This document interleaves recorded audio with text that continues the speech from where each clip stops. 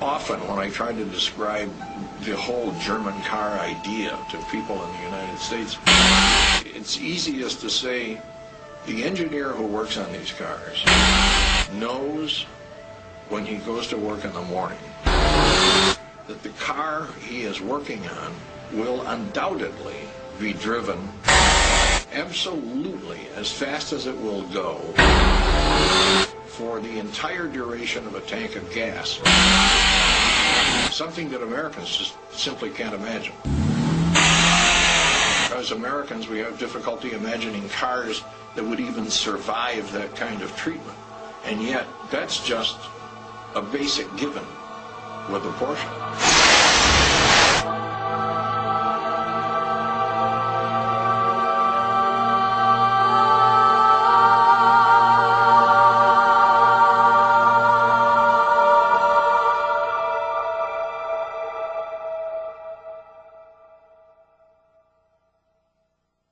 The passion is obviously very high, and it's no secret that everybody at Porsche is absolutely Porsche-minded and very enthusiastic about designing sports cars.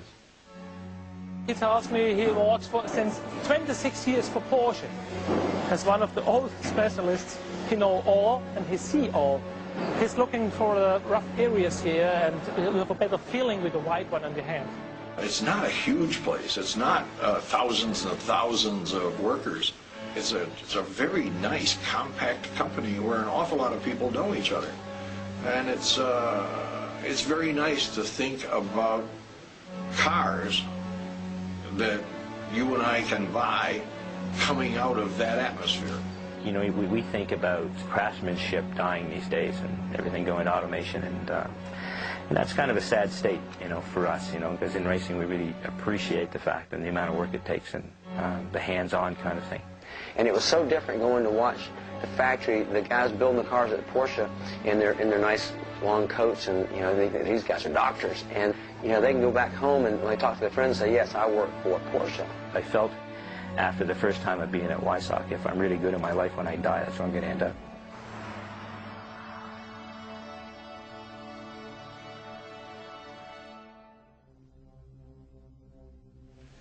The design philosophy is, as we would call it in German, Formsprache. And Formsprache, translated in English, means form language. To me, there's nothing more exciting than something that is truly simple, but not boring. I mean, that's what comedy is. When I do a joke, it should be very simple. But there has to be so much packed into that little space, you know, that it makes you laugh. A lot of comedy is about density of thought, and Porsches have great density of thought. I mean, in the size of that car, there is more thought in that little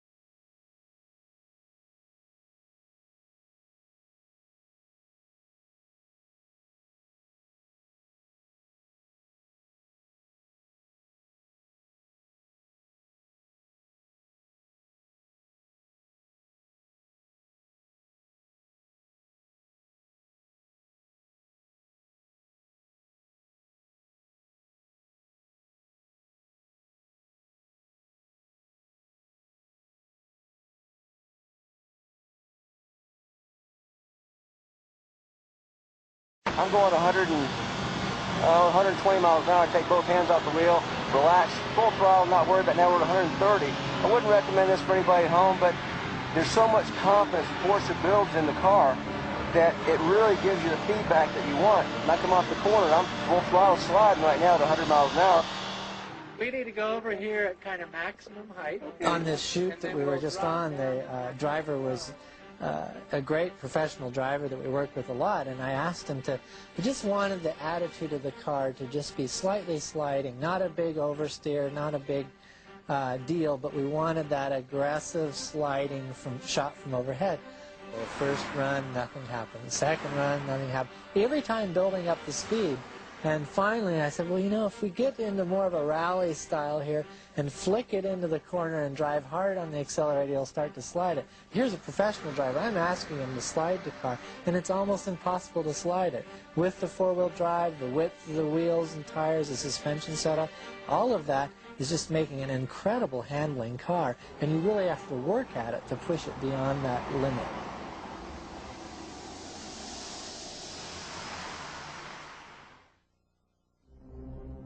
You can't imagine the difference between the traditional sports car as exemplified by the English Jaguars, MGs, Triumphs, Austin Healey's, and Porsche. The quickest way to see the difference was to cross a railroad track. We would work until 2 or 3 o'clock in the morning tuning our racing cars. We'd take the cars and go out and run them around the country roads at 3 in the morning just to, number one, see if they were running properly, number two, just for the hell of it. And you'd hit a railway crossing in an Austin Healey, a Triumph, an MG, and it would mean slamming on the brakes, slowing down, changing gear, and then creeping across the tracks. And with a Porsche, you didn't lift. You just went, boom. This guy looked for a little mistake at a finished car, and he can change it. We only have a single person who can do it. How long has he been doing this? Oh, just a moment. Wie lange machen Sie das schon, wollen die wissen? Ich? Ja. 36 Jahre. He has a special profession, but it's not for a long time. 36 years. You know, some cars are only fun when you're going fast. And you go, look how fast I'm going. Porsche, you're going 30, but you're feeling things through the suspension, through the steering wheel, through the engine. You're being entertained at 30 miles an hour, as well as 130. 2 words, let's put it this way. One, sky-hooked, and the other would be ground-hooked.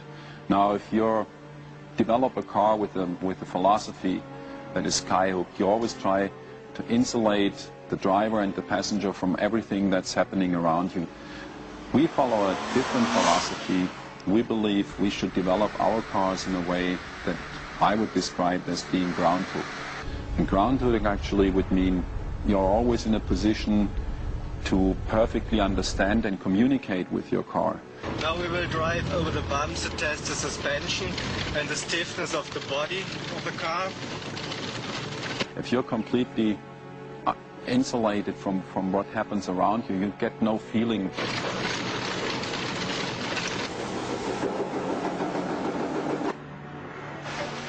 When a street 911 goes onto a racetrack, you can just beat that car all day long, abuse it, drive it around a racetrack at full speed, and then drive it home at night. And actually the car probably is thanking you for doing it, because that's what Porsches are all about, is performance.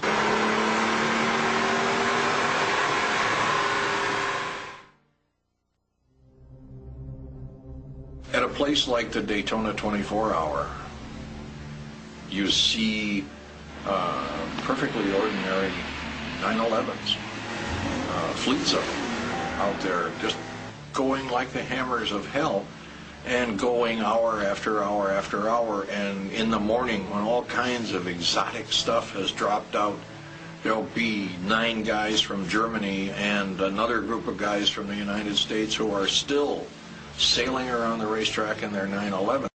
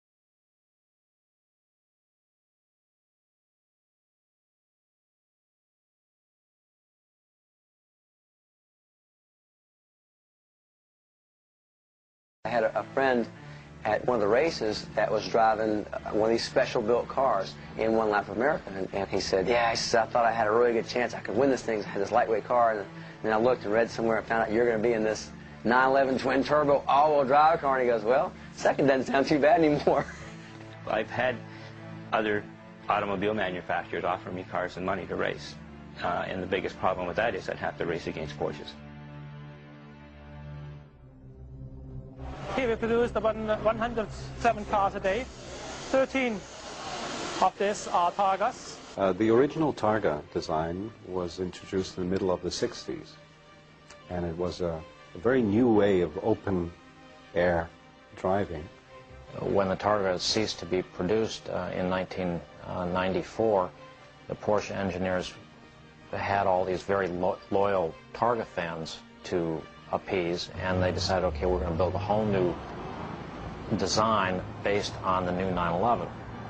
The roof rails that we have along the sides had to be as lean as possible, and we had to make this glass area as large as possible.